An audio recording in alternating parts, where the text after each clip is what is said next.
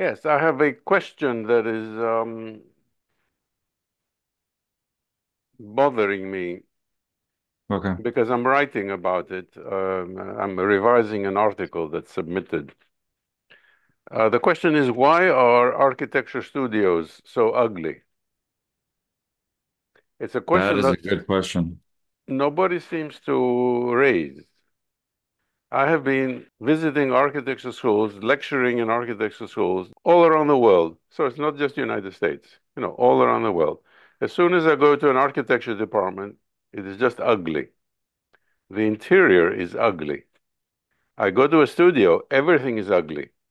The walls, the windows, the furniture, the student projects, all those models, you have big tables with models on them. Okay, the models are ugly, but that's because the instructors uh, direct the students to create ugly models. Okay, that's a separate thing. That's what the students are paying to learn. But everything else is ugly. Architecture schools are ugly. And what struck me is that I know an architecture school with which I was associated that had a horrible, ugly building and it burned down. So the university found a beautiful old 19th century building and they moved them there.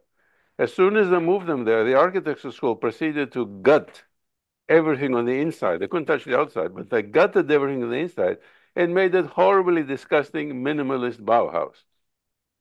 So they brought this aesthetic of the interior with them and destroyed the beautiful, beautiful space on the inside of this building. So it looked just as ugly as the old building. Man. So what's happening? Usually, now that I think back to the studios I had, it's a very blank interior. And then on top, you see there's no drop ceiling, and they expose the air conditioning system and the beams and the lighting. It's like all exposed on the ceiling. But they never even point it up really to explain. I mean, I heard some studios do that. But yeah, it's really blank. And I think our taste changes as a result of architecture school. When I think back to the buildings I liked before, I really liked buildings that had ornaments that were really elegant, that had material, that were not just blank. But then there was a period where I would look at the silhouette of the building and try to think, what is the concept? What is the language of the building? Yeah, there's something weird going on. Yeah, but Ara, that's a discussion for the outside, for the Yeah, facade, for the the entrance. I'm interior. talking about the interior. Uniformly, architecture environments where you do studio, where you learn, even the classrooms tend to be ugly. I mean, the lecture halls of major architecture schools, I have been visiting, I have participated in conferences in the architecture building, main large lecture halls. They're incredibly ugly. And I also watch some videos of conferences or talks that are given in one of the major lecture halls in an architecture building, and this is all around the world. And I see the speaker, and in the background, the room is incredibly ugly. It cannot be a coincidence. So there is No, there it's is a not. choice, and as you pointed out, which I strongly suspect, the physical environment influences the student who has to spend 4 or 5 years there. Yeah. It influences the way they think. It's unconscious.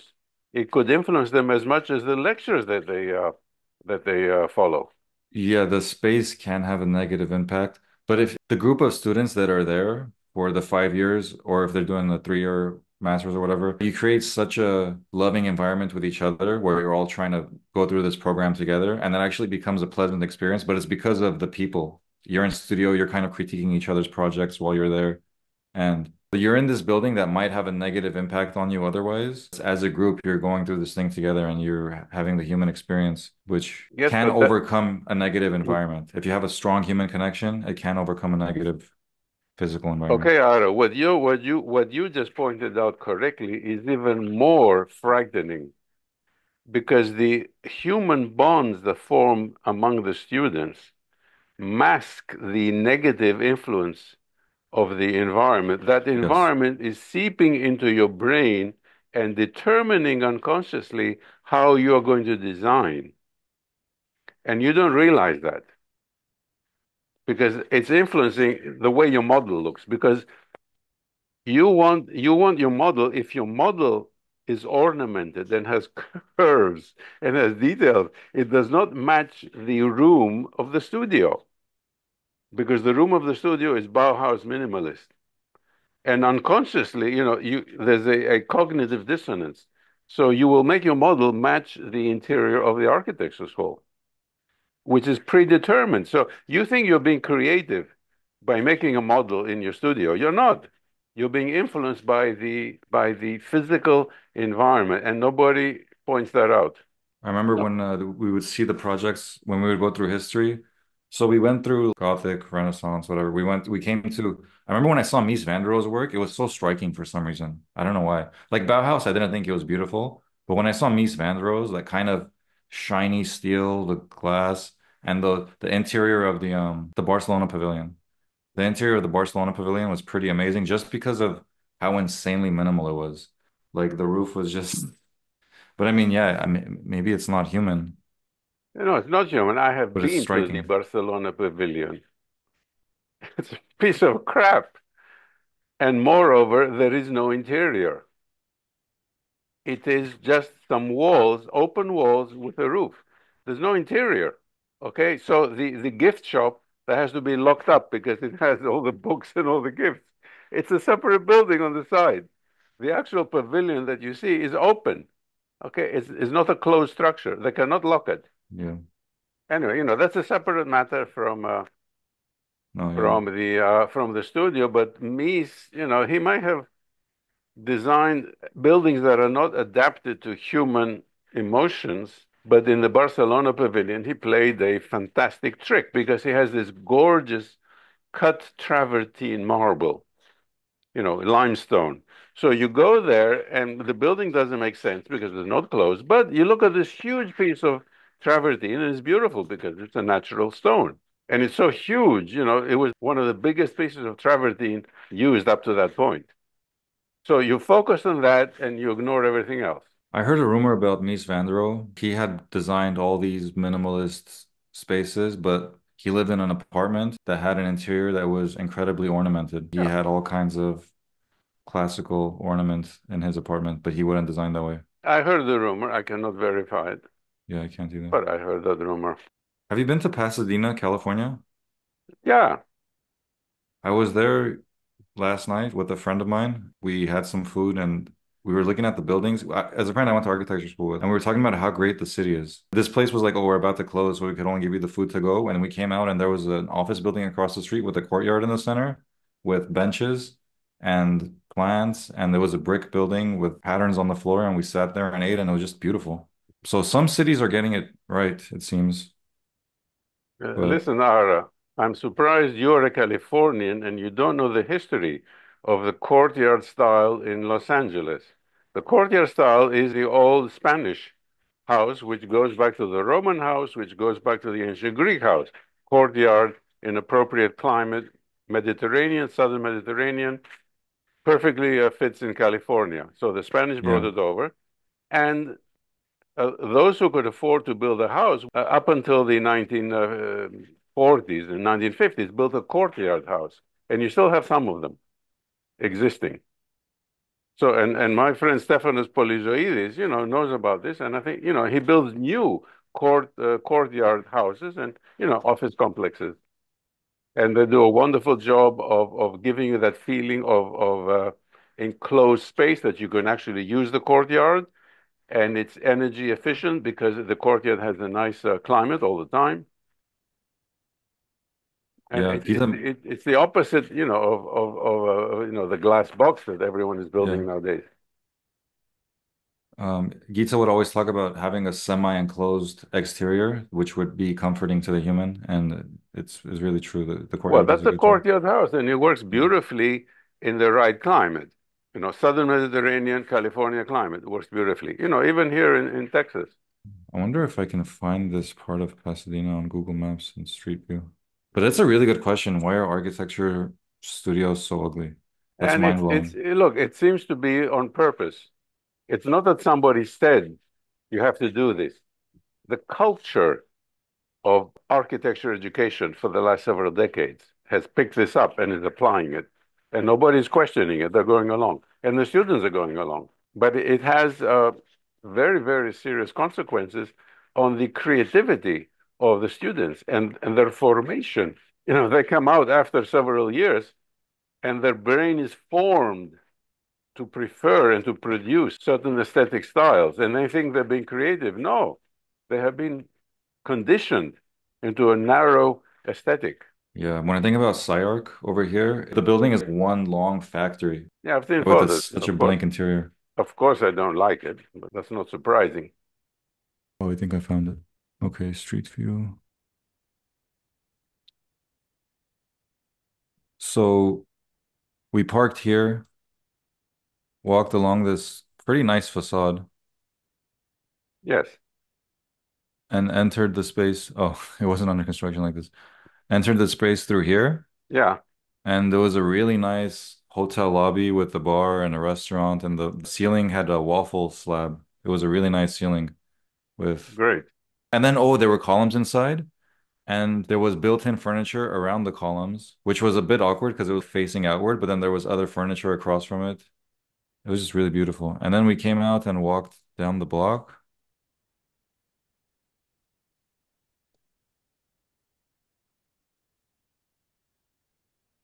Got food here. They were closing. It was almost midnight, so then we had to come outside. And even though it was dark, it was still a beautiful experience. We Yeah. sat out here. There was a bench here, and then there was this courtyard, this beautiful courtyard. And Yeah. there were Yeah. benches here, trees, and it was a beautiful brick building. Maybe it would benefit from a little bit, I don't know, more sidewalk maybe. Um, Yeah. The sidewalk is a bit too narrow. but other than that, I mean, is Yeah, but yeah, this, look, Ara, this yeah, is a fantastic little pocket park that's open to the public. yeah, You know, this really makes a living node for the neighborhood because everyone can use it. It's not too big. It doesn't require too much maintenance. You know, I wonder who is responsible for keeping the bushes trimmed. Once you take care of that legal matter, it's a lovely little pocket park. And the more of these can be scattered throughout the city, the better life the city has. Plus the street trees all along the up and down the sidewalk really make a huge difference in the life of the geometry to the pedestrian, and the pedestrian is what's important. That's why I suspect at some point in the past they widened the street and cut some of the sidewalk, which you feel it's too narrow. They yeah, did that in order to make the traffic flow faster, but you don't want the traffic to flow faster because that makes you anxious as you're walking along the sidewalk. Okay, so these were misguided planning rules. Make sure the traffic flows faster. No, if you have such a wonderful neighborhood with pocket parks, you want the pedestrian to feel safe. Therefore, the best way to do that is to keep the narrow streets, keep the traffic flow to a minimum. You have access. You can have a truck to come and deliver. Okay, you have emergency vehicles can come. There's no problem. But you don't want fast traffic. yeah, that's true. But here, everyone's in a rush. Everyone's in a rush when they're driving, and there's just always fast traffic going by. Yeah, but there are streets for fast traffic and there are streets for slow traffic. True. Usually, the residential streets are meant for slower traffic, and then there's the wide street with restaurants and stores that's really wide and meant for fast traffic, and then you have the freeway with. But that's total misconception. If you have a street that can profit from pedestrian traffic, like restaurants and small stores, you need slow traffic. That's true. Okay, you need access, and parking on the street is good because it provides that buffer, like a wall of cars, so that you're walking in the sidewalk and you have a wall of cars. You don't feel like a truck is going to kill you. So parking on the street is good because it makes a A visual buffer. psychological wall that protects the sidewalk. But the sidewalk has to be wide enough. And the street just showed me, I think it was cut down at some point. It was an observation I made when I was driving here this morning. I was going down the residential streets, which were narrower, less traffic, and then I came down Glen Oaks, which is a really wide street. And I was looking on Glen Oaks just observing as I was driving here and just are there any residential projects on the street? And it seemed like it was all restaurants and shops. But I mean, really, if I were to show it, it would be terrible. I mean, maybe I should show it to show the bad. So this one, oh, and I agree with what you said. It's not too large, not too small. It seems like a lot of time the scale of the urban realm doesn't feel right. But this, the scale felt perfect. Yeah. Let's see, Glen Oaks. Okay, this is a random residential street. But then you go down. Which way is Glen Oaks? Yeah, but wait a minute. This is Yeah. very bad planning. Is it? Yeah, it's very bad planning. This could be a highway in Europe. It's Yeah. too wide for quiet suburban, and those huge lawns, they're totally wasted space. And the grass strip between the street and the sidewalk, that's totally wasted Yeah. because nobody's using them, nobody's walking around. And then you come down and you have this. Yeah, that's dead. That's totally dead. Yeah. This is the street you take to get anywhere. Yeah, wait, go back. Okay, so this building on the right, the metal building on the right, that's meant to discourage you from walking, because walking next to it, you feel anxiety. It is disorienting and quite Yeah, ugly. it's intentionally disorienting, in a horrible gray. Yeah. And so not only visually is this unattractive, but the urban fabric is totally broken because where do you want to walk to? There's no place to walk to. It's Okay, not walkable. probably there are stores way in the back, but that's too far to walk. Yeah. Okay, everything is messed up.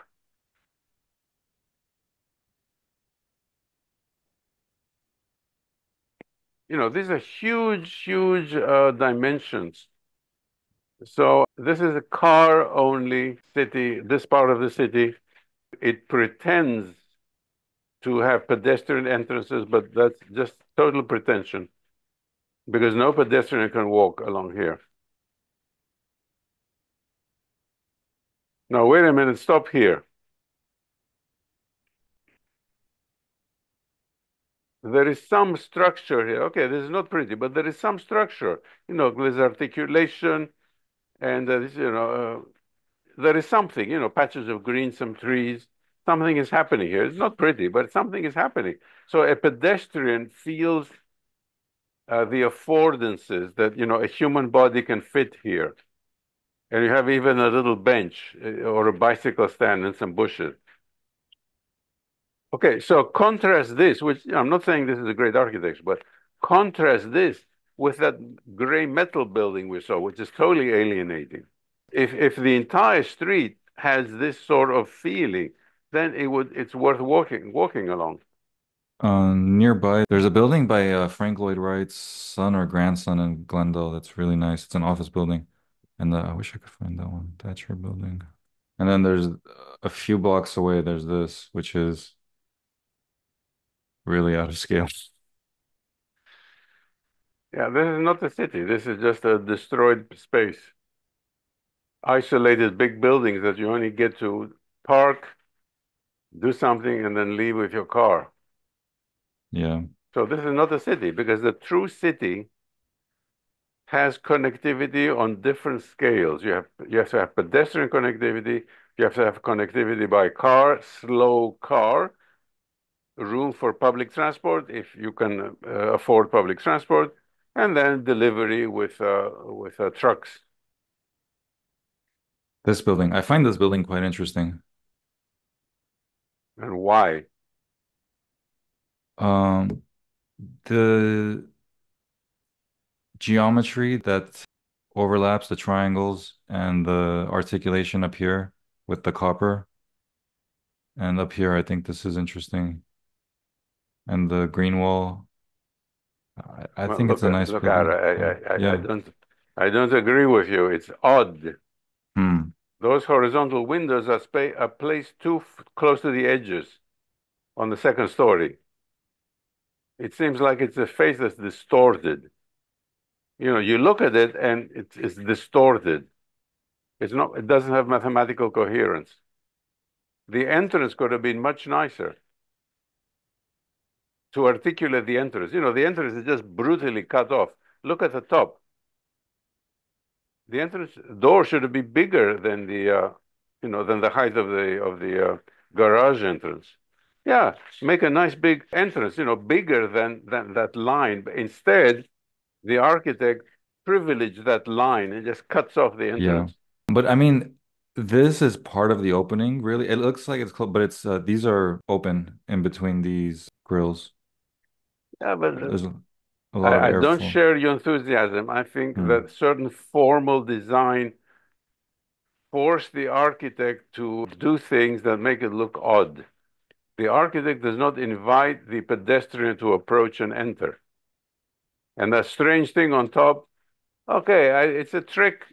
If you want to put a strange thing on top, it could have been made better to blend with a facade. Instead, it's like a pyramid that's sitting on top. It is not contiguous with the facade. A good architect would have made the whole thing be coherent, that the pyramid on top and the facade. Instead, it's not.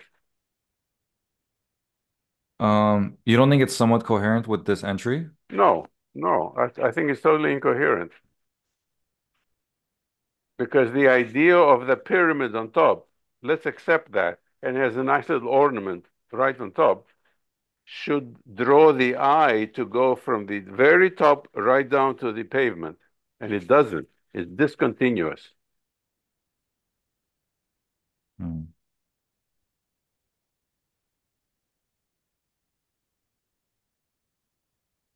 Again, Ara, you are drawn to superficial design elements that are intellectually appealing, but are not physiologically appealing. They do not draw the eye.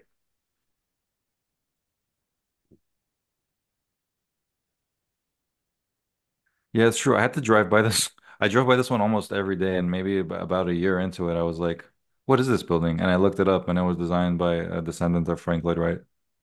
Oh, And that's then, that's the building by Wright's grandson? yeah, Well, and look, then the original Frank had a better sense of, yeah, of balance.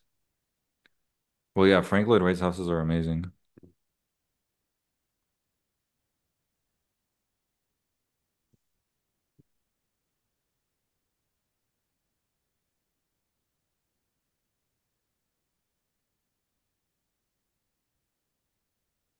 Oh, it's video. Hollyhock House. Sure. This one's local to LA. Oh, that's in LA? Yeah,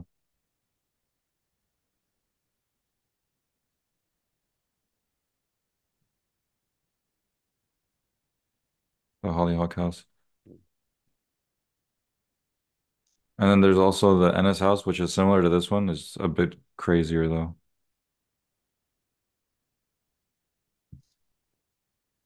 The Ennis house here.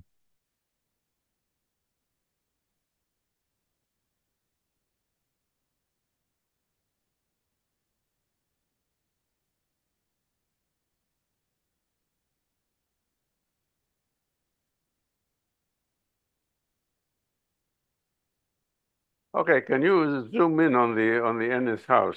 Interior or exterior? Exterior. Yeah, go to some photos that we can magnify.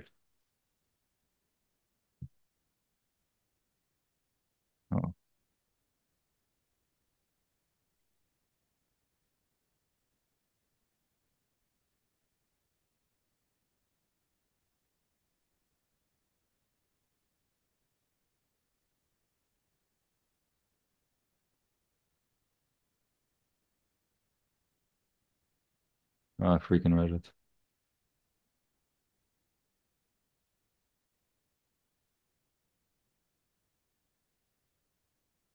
Well, anyway, okay, this is good enough.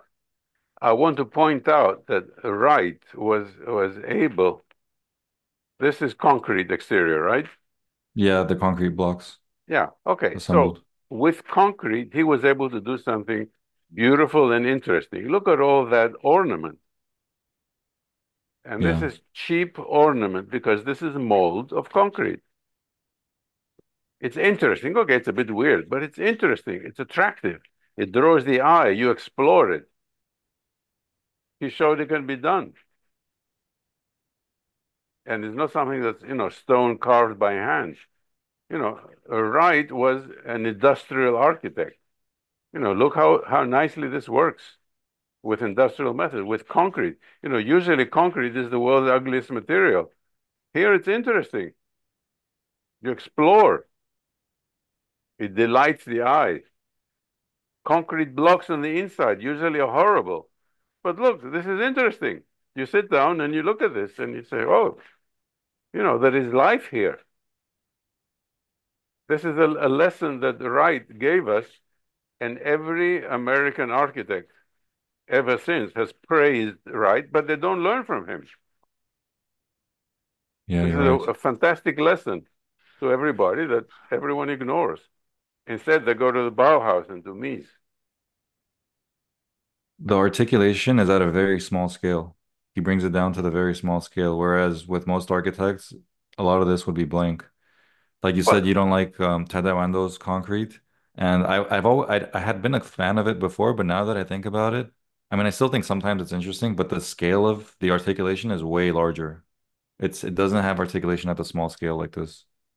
look, Ara, it's not whether I like it or not. It has to do with the fractal. The Yeah. fractal has scale from far, from intermediate, from going up close, or going up close until you touch it. There is some interesting geometrical structure. That's the whole point of the fractal. And the brain inputs that automatically. Ando has nothing. It's just minimalist, total empty. And this, what do you have here? Oh, I it's mean, Tadawando. this is just a bad joke. You have total, just blank concrete, rather ugly, with some holes for the bolts. With this one, yeah. Yeah. Oh, it's very repulsive. It's industrial repulsive, and he thinks this is great. No, it's terrible.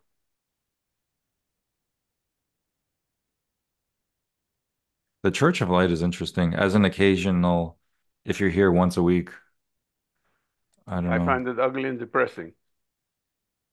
And to have to stare at the light, the cross, okay? The cross is light, it's glare coming into your eye. It makes you squint. It's terribly off-putting. It is disassociative. Again, it's a cheap intellectual trick. And people say it's so fantastic. I disagree totally. Okay, but let's get back to Wright. I'm glad we went through this exercise. Me too. Why do American architects refuse to learn from Wright? A good question. Because they don't want to. Their brain has been shaped by the Bauhaus studio to get rid of what Wright had in that house. The ornamentation and the balance and the intricacy and the coherence. Frank Lloyd Wright was very vocal about him being against that super minimal international style. Well, Wright hated Gropius. He Yeah. refused to he refused to shake his hand. And he was not a fan of Le Corbusier.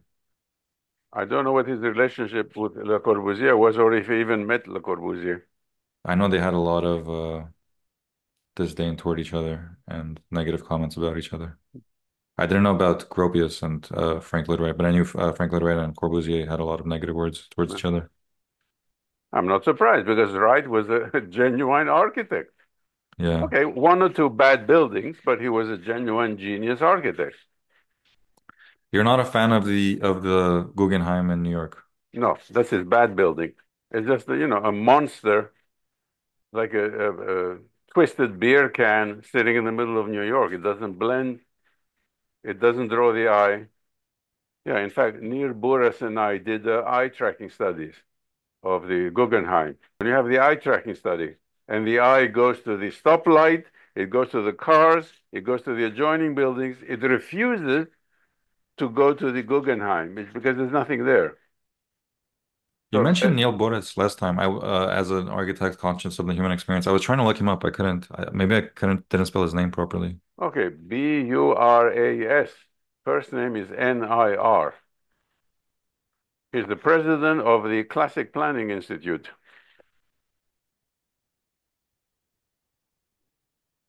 Oh, okay, it came up.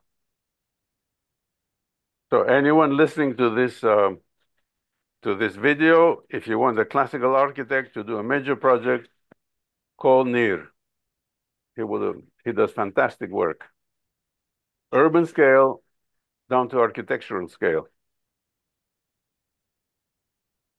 Okay, cool. So with the eye tracking, Wait, the eye wait. does not. Show. Sorry. You found him. Show Oh yeah, one of his buildings. Yeah, if you find one of his buildings, show it. Yeah, but also he runs this a school and an annual conference of traditional architecture. So it may be pictures by other traditional architects that are come up when you go to Nir Buras because he's the organizer of the conference. That's him. Let's see if there are any buildings of his buildings. Yeah, there's one. is there Third row. Yeah, that's it. this one? Yeah, complex of buildings. Oh wow. Yeah. Okay, so open that full scale. Okay. 2024, Nir Buras is designing these buildings. They're gorgeous. Look at the scale. Look at what we talked about. The sidewalks, the trees, pocket parks. Now, the project that he's doing, I'm sure here, there was this stream already. He's not going to make this giant stream. So It's really today, nice. it is possible to build this gorgeous looking urban fabric. I love how the sidewalk bleeds into this space, which is semi-enclosed, semi-open. These few pockets here Okay, so that bleed. Ara, you're an architect, you appreciate this. Yeah, For commercial space, the value, the dollar sign, compare this real estate with what we just saw in California, that you can't even walk down the street. It's so ugly. What's the value of the real estate? a lot. Yet the establishment and our society insists on reproducing what we saw in the Pasadena street instead of building this. Okay, this is going to be built. So he has this commission somewhere. I don't know where this is. Oh, the bad street we were looking at, that was Glendale and Burbank. Yeah, okay, Glendale. Yeah, Pasadena, I think is a bit more humane. But yeah, parts of Pasadena Yeah, are but out of scale look, too. as we are talking all around the world, like the ugly place are being built.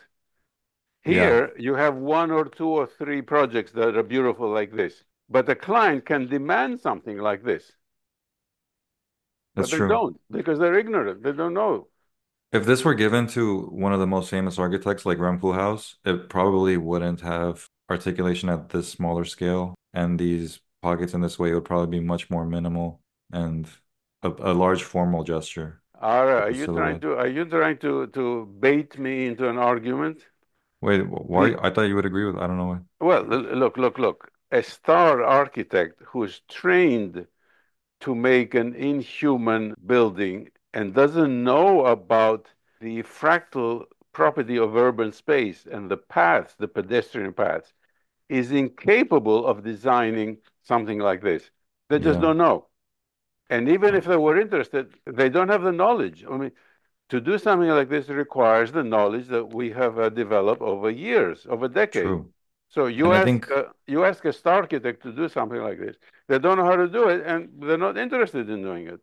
and I think Rem Koolhaas's background was in writing for a long time. No, it He, wasn't. It was in making porn films. oh, really? Oh, I didn't know that. Wow. So this is Nir Boris's website, and I don't think he has buildings on his website. Bio log. Are these? Oh, he does the eye tracking. Yeah, yeah. Man, I didn't know about that about Rem Koolhaas. Maybe that's swept under the rug.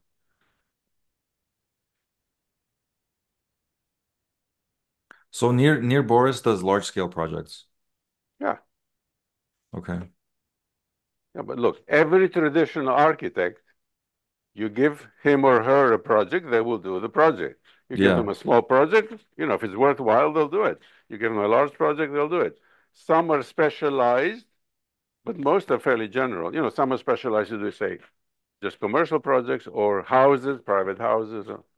You mentioned a lady named Simpson. I looked her up and it seemed like she specialized in more smaller scale projects. Yeah, each one has Yeah. different.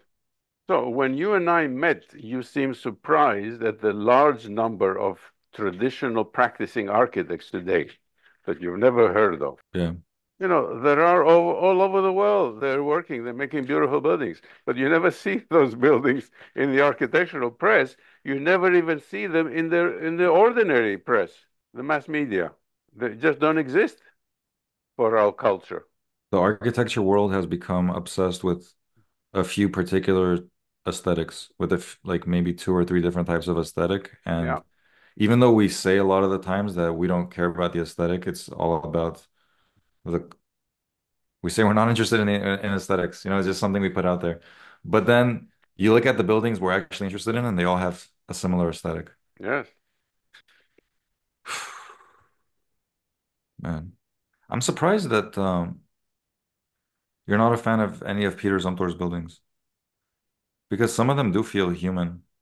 And he's doing an addition here, which is really out of scale and really weird. But some of his projects are, All right, let me explain to you. I'm friends and I'm acquainted, even though I'm not friends with every traditional architect, I'm acquainted with them.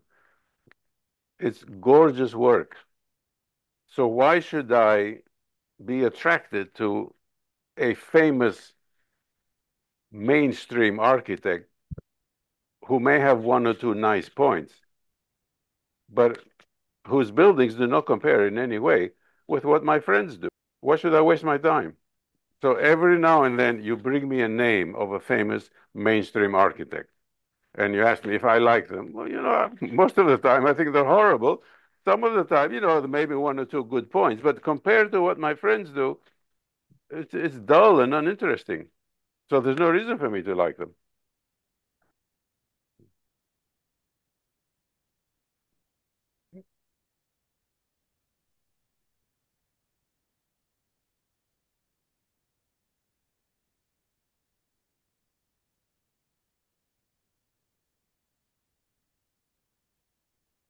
yeah, I see what you're getting at.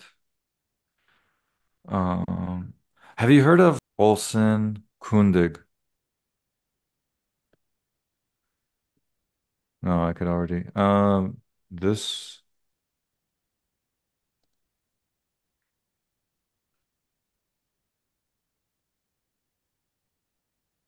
I don't like that.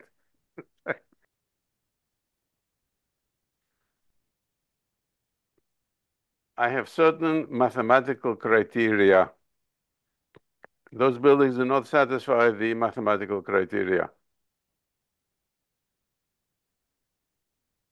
okay. Look, Ara, we come Yeah. back to the same problem. You are familiar with a group of famous architects who have been legitimized by today's commercial interests and the architectural media who are totally biased. Okay, so you pick some of the nicest of these architects and you show me. Okay, so I can see that they're not as bad as the others, but compared to other architects practicing today, whom I know, they just don't compare, not anywhere as human. Yeah. I mean, But I'm starting to see you, it. I'm you starting have to see it. you do not pick a name of the architects whom I know, who are among my friends or acquaintances, because you don't know about them. They're not publicized in the media. They're invisible. Yeah. I haven't heard of them. It's not your fault. It is the media's fault. The media is sold out to fashion. They just go after fashion. They don't know anything about architecture. They don't care about architecture for human beings. They just are attracted to the fashion, and nobody is intelligent enough among the architectural media to say, look, there's so much more architecture being built today all around the world. I think what's happening is academia is remembering the architects that put out the most content and wrote books. Le Corbusier wrote books, Frank Lloyd Wright wrote books, Peter Eisenman wrote books, and they put out a lot of content. And we remember these architects, we study these architects, versus if someone's doing really nice buildings, but they're not doing a lot of written content and putting it out there and making books, we don't really remember them and study them. Ara, you are wrong. You are wrong. Nir Buras has a wonderful book, 500 pages, called The Art of Classic Planning. Christopher Alexander has written 10 books. True. Leon Krier has written like 5 books. Oh, I didn't know he had books too. They have written. No architecture school uses these books as text. It's the architecture school that keeps these books suppressed. The books exist. Yeah. So the content is out there. And has been out there for years. No architecture school professor ever adopts these books. In fact, I could tell you stories of an architecture professor, more than one case. Architecture professor makes the rounds of the studio and sees one of Christopher's books on the desk of a student and tells him, if I see this again, I'm going to fail you in this course. So it's not just neglect, it is active suppression. I was teaching an interior design class a couple years ago, and I brought up Christopher Alexander quite a bit. And other faculty, when I would bring him up, they'd be like, "Oh, there was that debate with Eisenman where Eisenman completely shut him down," and or they would be like, "Oh, that way of thinking is completely outdated." It was by really intelligent people who I like, who are teaching other classes, but it's like there's just this opinion about Christopher Alexander where it's like, "Oh, that's an outdated way of thinking. We have a new way of thinking, which is what." Graham Coolhouse is doing, what Björk Ingels is doing, what these other people are doing. But I also see so much value in what Christopher Alexander put out here for us to study and use. Ara, stop right there. An intelligent person like your former colleagues whom you respect, an intelligent person does not keep a slogan in his mind and use that to judge an entire theory of architecture. It's totally stupid. That's not an intelligent person. That's a stupid person that sticks to some slogan instead of actually reading the work. An intelligent person investigates instead of dismissing everything. We say, oh, that debate. And, I edited that debate when we published it online in Catharsis. It is Christopher who demolishes Peter in the debate, not the other way around. They haven't read the debate. Yeah, it's true. It's true. Christopher brings a lot of good points, and Eisenman does a lot of like, l That's fast stepping, okay? yeah. There was a point where Christopher Alexander said something like, "You're destroying the urban fabric," and everyone starts applauding. And then Peter Eisenman comes out, precisely the reaction I expected from the crowd, or something. And then he goes on a long rant. No, he's good on his feet. Peter is good on Yeah, his feet. He's made a career of being good on his feet, but the product is not human. And anyway, since we're talking about the debate, Michael Mahaffey wrote me that he now has the original audio of the debate. And nice. it was very badly transcribed to make Peter sound better. The original audio is devastating towards Peter. So it was badly transcribed with pieces left over and some pieces that Christopher said attributed to Peter. What? Oh my goodness. So I told Michael, let's make a new transcription of the debate. But Michael is too busy to do that. I think the audio should be put out there. The audio is not online. Well, no, it's not online. It's difficult to listen to. So Michael and I have to listen to because we know the voices, Peter versus Christopher, and we know what they're talking about. So we know the vocabulary. So we need to do a transcription and then publish that. Yeah, a new transcription would be amazing. Man, I'm really glad we're having these conversations.